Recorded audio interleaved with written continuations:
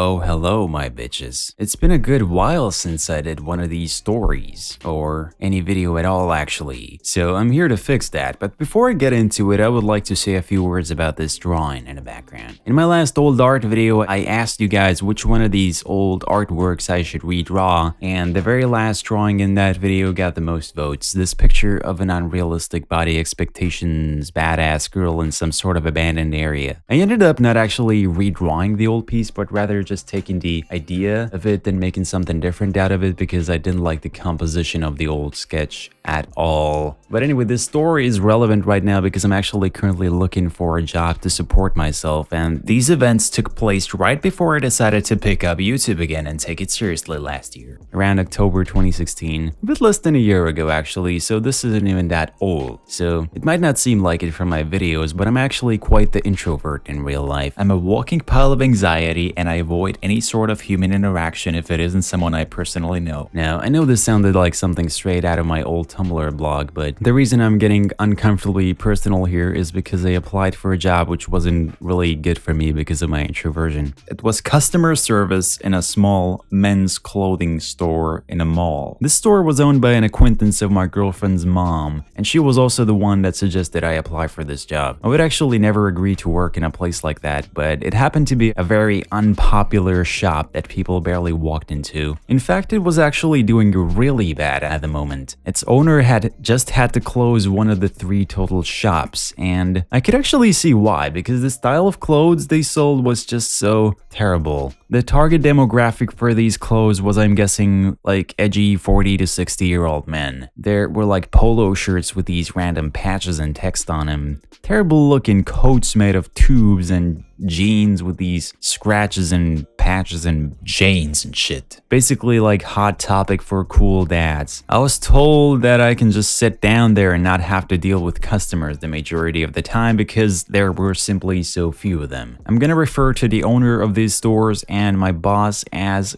Gay in this story. So one day I gave Gay a call and he invited me to an interview. On the day of the interview, I show up at the store, and to my surprise, Gay looks like a cool dad. So we greet each other and he takes me to some random ass coffee shop in the mall to do the interview in. I've gotta say I was pretty unprepared, but Gay didn't care that much because he wasn't trying to be overly professional and was, I guess, pretty down to earth and wanted to talk to me in a friendly manner. He knew I was there only to get money, so he didn't pin me with questions like, why do you want to work here? And where do you see yourself in 5 years? And typical stuff like that. I guess that kind of gave me a good feeling about the whole thing. I don't know if it was because he desperately needed a new employee or if that's what he was really like, but either way, he just keeps on talking and talking while I haven't even gotten a chance to say much yet. Then he gets to the part about how much I'm gonna be paid. So he presents me with 2 options of sorts. The first one was that I just do what I do and I get minimum wage because there isn't that much work to do since it's an empty ass shop. And the second option being that I get paid more than double the minimum wage if I manage to sell at least 250 euro worth of items every day or on most of my work days. So my initial thought was it shouldn't be that difficult, especially since the items there were relatively expensive. I asked more about this second option, and he says my first paid day of working will be when I've reached this 250 euro threshold for the first time. So basically what this meant was that I was going to work for free without a contract until I'd have sold 250 euro worth of clothes in one day. In all honesty, it was a pretty ridiculous idea, but I don't think I realized that yet because I was so blinded by the money I was being offered. Ye tells me he really needs a dedicated to the job type of person to work for him at the moment because his other employees were not generating that much revenue, as they were probably only there because they liked how empty the place was and not because they cared about the shop. And that was also the reason why he had just had to close one of the shops. But that big amount of money was really tempting to me. As everybody knows, I'm poor and I'm a slut for money, so I actually agreed to go with the second option, which was my biggest mistake. So Gay starts talking about strategies about how to talk to customers and how to lure them into buying stuff, since nobody bought stuff from there without anyone talking to them apparently. He tells me about how you need to just talk to them about about unrelated topics and do chit-chat as if you'd be talking to a friend. At that moment, I really thought I could actually manage to do that, and I was relatively motivated. So I listened carefully and thought I'll fucking master the craft of talking to customers in this week before my first day of work. I'll study the shit out of it and be successful on my new job. Of course, I ended up not studying anything, but it really wouldn't have mattered anyway since I'm often unable to even hold a conversation with my own friends. Day 1. I show up at the store where Gay is supposed to teach me some stuff like how to operate the cash register and the card terminal and shit. All sorts of technical stuff like how to mark down the sales and that sort of shit. I mentioned that the whole chain of these stores was slowly dying, and Gay had recently just closed one out of these 3 shops. He had to transport all of the items and furniture from this closed shop to here now. Our initial agreement was that he would stay with me for a good few hours of my first day to teach me all the shit I need in order to run the shop, because as I said, I had pretty much 0 work experience and was gonna be there alone. But what actually happened was that he shows me around for like 15 minutes and then he just tells me he needs to go clean up the other closed shop and that he's on a busy schedule and I should just call him when I need anything. So then he just leaves me there with no idea what to do. I had to be there from 10 a.m. until 9 p.m. by the way, all by myself without even knowing how to do basic shit. Also, there wasn't even a proper cash register. They kept the cash in some fucking green, transparent envelope under the counter. There wasn't even all that much cash in there. I would have actually had trouble giving people back change if they paid in cash. And on top of that, Gay didn't even talk at all about how to use the card terminal if somebody wants to pay with their debit card. Basically, all he told me before he left me there was how I should be able to spot what size jeans people wear by just looking at how tall the person is, and that I should familiarize myself with all the clothing items there to be able to suggest people other items when they appear to be interested in something. So now I was just there clueless and looking at these fucking stupid clothes, trying to remember their available sizes and their prices. About 10 minutes later, the first potential customer walks into the store. I just continued looking at these sexy grungy jeans, while this guy was looking at some short-sleeved button-down shirts on the other side of the shop. Then he asks me if I work here or nah, and I actually considered saying nah. There was no work uniform and I was just wearing my normal outfit, so I could have passed, but I was like, okay, whatever. Let's do this, and said, yes, I work here, how can I help you? He wanted a bigger size of one shirt, which conveniently wasn't available since there was only one set of every item. Gay thought that it was a good strategy because if there's only one size S, only one size M, one size L, and one size XL of every item, it makes them more rare and desirable, since when someone buys something it will be gone for good. But in reality that meant there was never the proper size available when someone was interested in something, which in itself was already fucking uncommon because, as I've said, no one visited this place. But regardless, this dude actually went into the changing room. So I gave Gay a call while the guy was in there and said, we have a customer, the fuck do I do now, bitch? Okay, I didn't say that. Gay just tells me to show this guy around or some shit. I don't exactly remember what he told me, but I do remember for sure it wasn't anything helpful. Luckily for me, this guy didn't buy anything and left. So for a while nothing happens because it's still pretty early in the day. There weren't many people around at all. But about an hour later, some young dude comes into the store who looked even younger than me. I don't know why anyone of this age would come into a place like this, but this guy just silently looks around and goes to try on a pair of jeans. It was strange because Gate said that only like 5% of people come to the store and buy something without someone having to talk to them. But this was already the second person today. I wasn't sure what to think of it, but after a few minutes, this guy comes out of the changing room and says he'll buy the jeans. At that moment, I was actually pretty excited because I was gonna sell my first ever item. So he pays in cash and I managed to, I guess, do my work properly. Pulling out the fucking green transparent envelope was pretty embarrassing, but I tried not to think of it too much. There was one thing I forgot to do though, but I'll get to that in a moment. So the guy receives his brand new pants and goes back into the changing room to put them on and then leaves. So then I was like, fuck yeah, dude, maybe I can actually do this. But then after like half an hour, the the same dude comes back and says he wants to return the jeans because it turned out the size wasn't actually right for him. Also, he tells me he didn't get a receipt of his purchase. So that's the thing I forgot to do. But even if I would have remembered, I wouldn't have known how to do it because Gay hadn't told me. I didn't want any trouble, so I simply gave him his money back and took the jeans back. This guy actually let me keep a small portion of the money as a tip for consolation or some shit. I don't fucking know. I felt pretty shitty after that and wanted to put the jeans back up for sale, but this guy had already ripped off all the labels from the jeans, so I didn't think it would be appropriate. I ended up just putting them away in the back room. After this incident, I gave Gay another call and asked, how the fuck do I print receipts? Turned out I had to handwrite them myself on these templates. Very modern technology in this place. Aside from these expensive old men's clothes they sold in this store, there were also these cheap-ass unisex slipper type of shoes available, and surprisingly they were the store's most frequently sold item, even when it didn't match at all with the rest of the stuff available there. The sizes ranged from children's sizes to men's sizes, and they came in all sorts of colors, so the target demographic for these was everyone. They were like soft, thin Crocs basically. I was just being bored as hell in there for a while. I was looking around in the store's social media and its web store. My job was to also manage those, but I didn't have any admin privileges yet, so I couldn't actually do anything as of yet.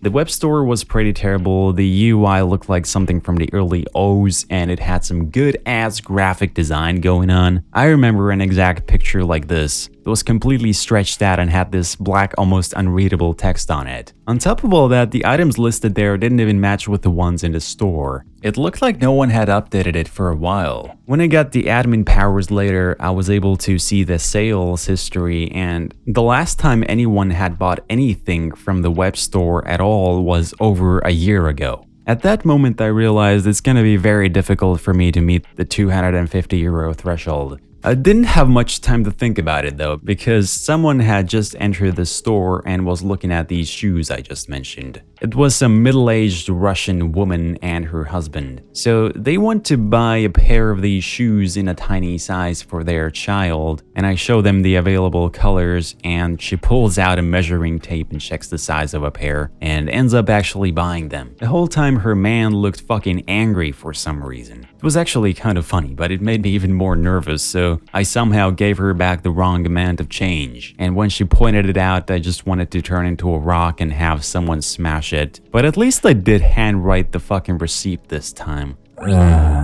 Anyway, nothing much happened for the rest of the day. Some people did come inside but didn't buy anything. Gay called me at the end of the day and asked how it went. I had only sold one cheap pair of slippers. He wasn't mad but encouraged me to talk more to the customers. I felt like absolute trash on my way home because I had to work another day until a day off.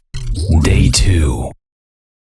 Gay was there in the store again in the morning to talk to me about the social media stuff. My job was to also run some campaigns on Facebook and trying to generate more traffic for them. Gay knew I did art stuff, so he asked if I could design a poster for their upcoming 50% discount on all jeans. I actually agreed just so that I'd have something to do while I sit there. I had to take my own laptop to work because the one there sucked ass. Nothing much really happened for the rest of the day. No sales were made other than another pair of these cheap shoes. Later towards the evening, the same woman and her angry-looking man from yesterday came back to switch out the shoes for their child as they had picked the wrong size, even when she fucking measured them with measuring tape. I don't know how. This time the man was so angry that he went outside to wait while the woman was choosing the new ones. Nothing else worth mentioning really happened on this second day. I actually played some Rocket League on my laptop there because nothing was happening. At the end of the day, Gay asked me on the phone if I could come and work tomorrow as well because he's oh so busy himself. I don't know what the fuck was going through my head because I actually said yes.